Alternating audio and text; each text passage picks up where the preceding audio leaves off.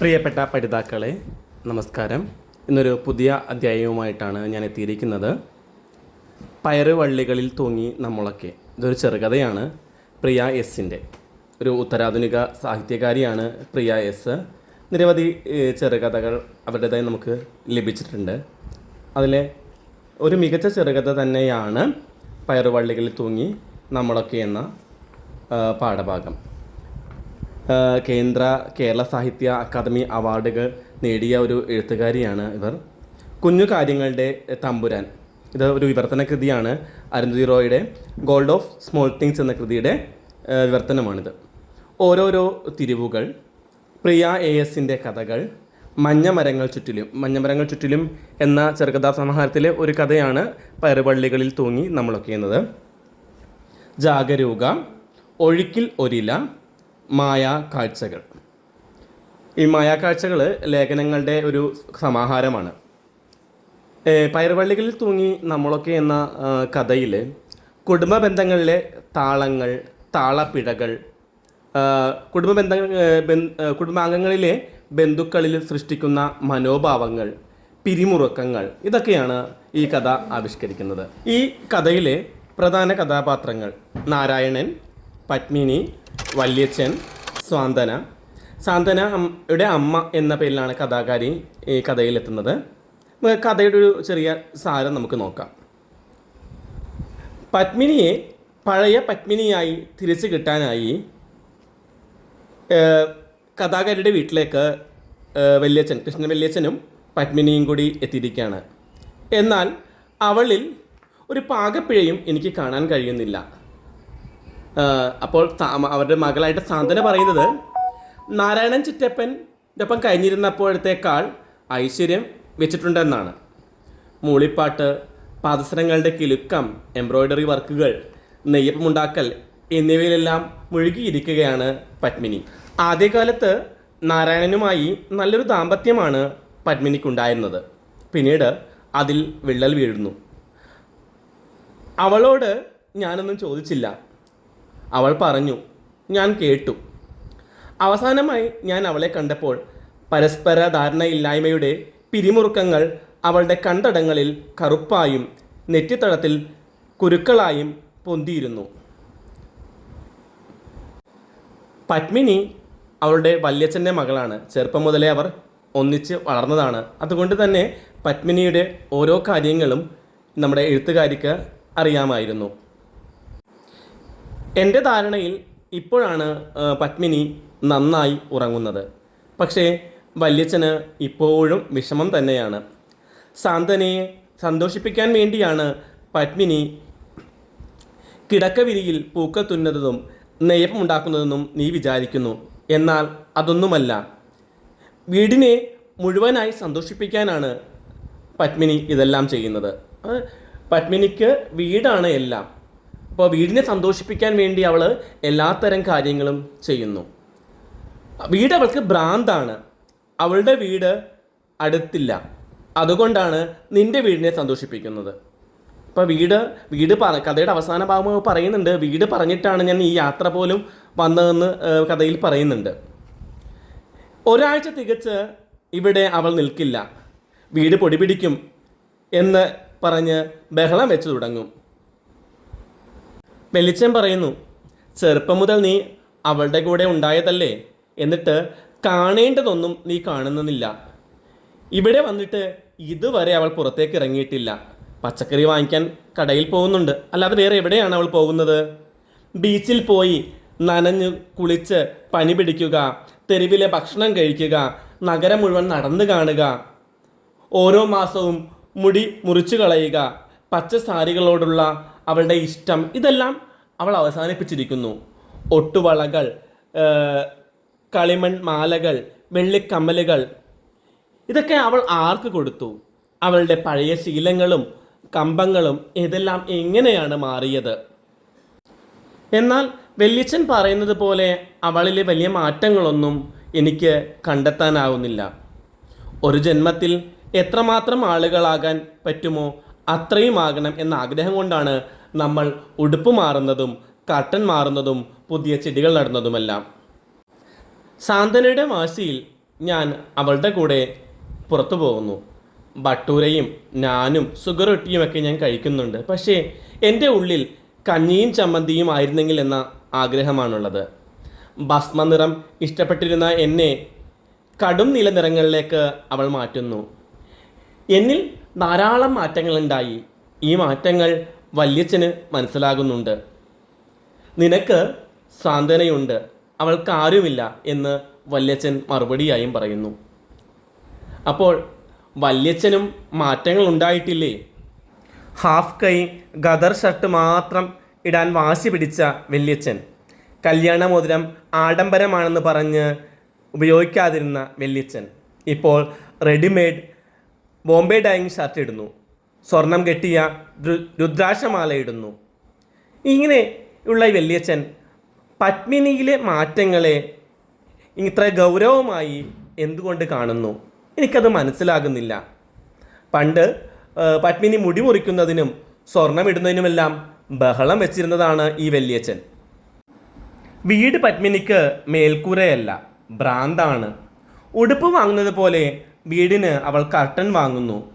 വീട് തൂത്ത് വൃത്തിയാക്കി അലങ്കാര സാധനങ്ങൾ വെച്ച് അത് സൂക്ഷിക്കുന്നു. പത്മിനിക്കും നാരായണനും കുട്ടികളുണ്ടായിരുന്നില്ല. ഓരോ വേനലവധിക്കും സാന്ത്വനയ്ക്ക് കുഞ്ഞുടുപ്പുകളുമായി ഞങ്ങളുടെ കൊച്ചു ഫ്ലാറ്റിലേക്ക് അവർ എത്താറുണ്ടായിരുന്നു. സാന്ത്വന വലുതായപ്പോൾ വരവ് അവസാനിച്ചു. ഞാൻ പത്മിനിയോട് സാന്ത്വനയുടെ കുറ്റങ്ങൾ പറയുമ്പോൾ താക്കീതിൻ്റെ സ്വരത്തിൽ സാന്ത്വന എന്നെ വിളിച്ചു. ഞങ്ങളുടെ ഇടയിലെ കുറ്റങ്ങളും കുറവുകളും വഴക്കുകളും മൂന്നാമതൊരാൾ അറിയാൻ അവൾ ഇഷ്ടപ്പെട്ടിരുന്നില്ല. നാരായണൻ പിന്നീട് പത്മിനിക്ക് കുട്ടികൾ ഉണ്ടാകില്ലെന്ന് ഡോക്ടർ കുറിച്ചപ്പോൾ എനിക്ക് ഇവൾ പോരെ കുഞ്ഞായും വലുതായും എന്ന് പറഞ്ഞ നാരായണൻ പിന്നീട് ഇതെൻ്റെ മകൾ, ഇതവളുടെ അമ്മ എന്ന് പറഞ്ഞ് മറ്റൊരു സ്ത്രീയുമായി ജീവിതം തുടങ്ങുന്നു. പത്മിനിക്ക് ചെലവിന് തരാമെന്ന് പറഞ്ഞ് ദൂതനെ അയക്കുമ്പോൾ അവൾ അയാളെ ഇറക്കി വിടുന്നു. ഇത്രയും കാര്യങ്ങൾ വല്യച്ഛനും അറിയാം, എനിക്കും മറ്റൊന്നും അറിയില്ല. പിന്നീട് സാന്ത്വനയുമായി പത്മിനി ഷോപ്പിങ്ങിന് പോകുന്നു. സാന്ത്വന ഒരു കെട്ട് പരാതിയുമായിട്ടാണ് തിരിച്ചെത്തുന്നത്. ചൂരൻ കഴിക്കാൻ വന്നില്ല, സാരിക്കടയിൽ കയറിയില്ല, മെട്രോയിൽ കയറിയില്ല എന്നിങ്ങനെ നിരവധി പരാതികൾ. പത്മിനി വാങ്ങിയതാകട്ടെ വീടിന് വേണ്ടിയുള്ള സാധനങ്ങളായിരുന്നു. ഗണപതി വിഗ്രഹങ്ങളും കുളിമുറിക്കുള്ള ടൈൽ ക്ലീനറുകളും എന്നിങ്ങനെ പലതും. വീട് വിലക്കിയത് കൊണ്ടാണ് താൻ വഴിയിൽ നിന്ന് പാനിപൂരിയും ചൂരനും കഴിക്കാത്തത് എന്ന് സാന്ത്വനയോട് പത്മിനി പറയും. കഴുത്തു നിറയുന്ന മുത്തുമാലകൾ, ജൂട്ട് ബാഗുകൾ, കടും നിറ സാരികൾ ഒക്കെ നിരോധിച്ച് ചെറിയ സ്വർണ്ണ ചെയിൻ, ലെതർ ബാഗ്, മുണ്ടും നേരിയതും എന്നിവ മതിയൊന്നൊക്കെ വീട് കുഞ്ഞമ്മയോട് ചട്ടം കെട്ടിയിട്ടുണ്ടത്രേ. സംസാരിക്കുന്ന വീട്, എന്തൊരു രസമുള്ള കൽപ്പന എന്ന് പറഞ്ഞ് സാന്ത്വന തുള്ളിച്ചാടിയതും വല്യച്ഛൻ കടന്നു വന്നു. പിന്നാലെ പത്മിനിയും. ഞാൻ അവളോട് വീടിനെക്കുറിച്ച് ചോദിക്കുന്നു. എന്നാൽ നാരായണനുമായി പിരിഞ്ഞ ശേഷം ലോൺ എടുത്ത് സ്വന്തം പ്ലാനിലാണ് പത്മിനി വീടുണ്ടാക്കുന്നത്. വീടിന് പാലടപ്രഥമൻ്റെ മണം ഇഷ്ടമാണ്. മാരുതിയൊരു രസമില്ല, പച്ച നിറമുള്ള വണ്ട് പോലുള്ള അംബാസഡർ മതി. വീടിനെ കാറ്റിനെയും പൂവുകളെയും കിളികളെയും ഏൽപ്പിച്ചാണ് ഞാൻ ഇങ്ങോട്ട് പോകുന്നത്. വീട് പറഞ്ഞിട്ടാണ് ഞാൻ ഇത്രയും ദൂരം യാത്ര പുറപ്പെട്ടത്. 2 ആഴ്ചയായില്ലേ എനിക്ക് തിരിച്ചു ചെല്ലണം. രാത്രിയിൽ വീട് സ്വപ്നത്തിൽ വന്നു. 2 ആഴ്ചയായില്ലേ രാത്രിയിൽ വീട് സ്വപ്നത്തിൽ വന്ന് അങ്ങോട്ട് ചെല്ലാൻ പറഞ്ഞു എന്നാണ് പത്മിനി പറയുന്നത്. എന്തായാലും എനിക്ക് പോയേ തീരൂ, വീടാണ് അവൾക്കെല്ലാം എന്ന് പറഞ്ഞ് അവസാനം അവൾ പോകാനായിട്ട് തീരുമാനിക്കുന്നു. തൻ്റെ വീട് നാരായണനും പുതുക്കക്കാരിക്കും കൊടുത്തതാണ് അവൾ. അതിനുശേഷമാണ് സ്വന്തമായി ലോൺ എടുത്ത് പത്മിനി ഒരു വീടുണ്ടാക്കുന്നത്. പിന്നീട് ഞാൻ കഥാകാരി അവളെക്കുറിച്ച് തന്നെ പറയുകയാണ്. ചന്ദ്രേട്ടൻ മരിച്ചതിന് ശേഷം എൻ്റെ ജോലിയുടെ ആദ്യ ശമ്പളം ഞാൻ സാന്ത്വനയുടെ കയ്യിൽ വെച്ച് കൊടുത്തു. അതിൽ 100 രൂപ പിച്ചി കീറി കൈയടിച്ച് ചോദിച്ചപ്പോൾ ഞാൻ അവളെ എടുത്ത് മടിയിലിരുത്തി കൊഞ്ചിച്ചു. എല്ലാവരും എന്നെ ചീത്ത പറഞ്ഞു. ഞാൻ അവളിൽ ചന്ദ്രേട്ടനെ തേടുകയായിരുന്നു. എനിക്ക് പകരം വെക്കാൻ ഒരു പിടിവള്ളിയായിരുന്നു സാന്ത്വന. ഇന്ന് ചന്ദ്രേട്ടൻ ഉണ്ടായിരുന്നെങ്കിൽ കാലത്തിനൊപ്പം മാറുമായിരുന്നു. വല്യച്ഛനും വളരെയധികം മാറിയിരിക്കുന്നു. വല്യമ്മ ഉണക്കി സൂക്ഷിച്ചിരുന്ന പയറുവിത്തുകൾ വല്യമ്മയുടെ മരണത്തിനു ശേഷം കിളിർപ്പിച്ച് മണ്ണു കിളച്ച് മറിച്ച് വളമിട്ട് വെള്ളം കോരി വളർത്തി വലുതാക്കി. വയലറ്റ് പൂവുകൾ കുരുത്തോല പയറുകളായി നീണ്ടുവരുന്നത് കണ്ട് വല്യച്ഛൻ സായുജ്യം കൊണ്ട് എല്ലാവരെയും അത്ഭുതപ്പെടുത്തുകയായിരുന്നു. തൂമ്പ തൊടാത്ത ആളാണ്. ചീര വാടിക്കുഴഞ്ഞ് കിടന്നാലും അത് കണ്ണിൽപ്പെടാത്ത ആളാണ്. മുരിങ്ങക്ക മൂപ്പൊത്തി പൊട്ടിച്ചുതിർന്ന പരിമമായാലും പറിക്കാൻ മെനക്കെടാത്ത ആളാണ്. അങ്ങനെയൊക്കെ എണ്ണിപ്പറഞ്ഞ വല്യമ്മ വല്യച്ഛനോട് വഴക്ക് കൂടിയിരുന്നത്രേ.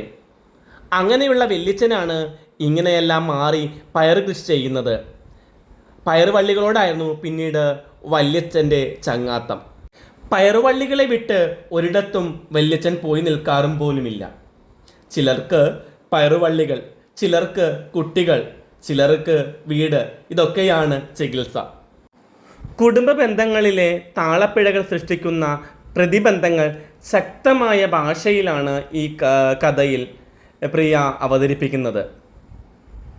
ഈ കഥയിലെ പത്മിനി ജീവിതത്തിൻ്റെ സന്തോഷങ്ങളിലും പളപളപ്പുകളിലും ഏറെ കഴിയുന്നവളായിരുന്നു. എന്നാൽ കുടുംബജീവിതത്തിലുണ്ടായ ചില ദുരനുഭവങ്ങൾ അവളെ വേറിട്ട ഒരു വ്യക്തിയാക്കി മാറ്റുന്നു. ഇഷ്ടമുള്ള വസ്ത്രങ്ങൾ ഒഴിവാക്കി ഒരേ നിറത്തിലുള്ള വസ്ത്രം അവൾ സ്ഥിരമാക്കുന്നു. പത്മിനിയുടെ മാറ്റങ്ങൾ മനസ്സിലാക്കി അവളോടൊപ്പം നിൽക്കാൻ ശ്രമിക്കുന്നവളാണ് കഥയിലെ സാന്ത്വന. പത്മിനിയുടെ ജീവിതത്തിലുണ്ടായ മാറ്റങ്ങളെ നല്ല രീതിയിൽ കാണാൻ സാന്ത്വനയും അവളുടെ അമ്മയും ശ്രമിക്കുമ്പോൾ നേർവിപരീതമാണ് പത്മിനിയുടെ അച്ഛൻ. നഷ്ടങ്ങളും വേവലാതികളും അദ്ദേഹത്തെ വിട്ടൊഴിയുന്നില്ല. അവൾക്ക് വീടൊരു ഭ്രാന്താണ് എന്നാണ് അദ്ദേഹം പറയുന്നത്. കാലം മാറുന്തോറും വ്യക്തികളുടെ നിലപാടുകളിൽ ഇത്തരത്തിലുള്ള വൈകാരികമായ മാറ്റങ്ങൾ വരുന്നുണ്ട്. അത് കൃത്യമായി ഈ കഥ അവതരിപ്പിക്കുന്നുണ്ട്. നമുക്ക് ഈ കഥയിലെ പരീക്ഷയ്ക്ക് ചോദിക്കാൻ സാധ്യതയുള്ള ചോദ്യങ്ങളിൽ ഒന്ന്, ഈ കഥയുടെ പേര്, തലക്കെട്ട് എത്രമാത്രം ഉചിതമായിരിക്കും? പയറുവള്ളികളിൽ തൂങ്ങി നമ്മളൊക്കെ എന്ന ശീർഷകം എത്രമാത്രം ഉചിതമായിരിക്കുന്നു എന്ന ചോദ്യം വരാം. ഇവിടെ ഓരോരുത്തർക്കും വല്യച്ഛന് പയറുവള്ളിയാണ് സാന്ത്വനമാകുന്നത്. അതുപോലെ പത്മിനിക്ക് വീടാണ് സാന്ത്വനമായി മാറുന്നത്. ഇവിടെ കഥാകാരിക്ക് സാന്ത്വനമായി മാറുന്നത് അവളുടെ മകളാണ്. അപ്പോൾ കുടുംബ ബന്ധങ്ങളിലെ ആ താളപ്പിഴകൾ ഇതെല്ലാം കൃത്യമായി ഈ കഥ മുന്നോട്ട് വെക്കുന്നുണ്ട്. സാന്ത്വന എന്ന കഥാപാത്രത്തിൻ്റെ സ്വഭാവ സവിശേഷതകൾ വിശകലനം ചെയ്ത് കഥാപാത്ര നിരൂപണം തയ്യാറാക്കുക. പയറുവള്ളികളോടായിരുന്നു പിന്നെ വല്യച്ഛൻ്റെ ചങ്ങാത്തം, സംസാരം, ഉപദേശം തേടൽ.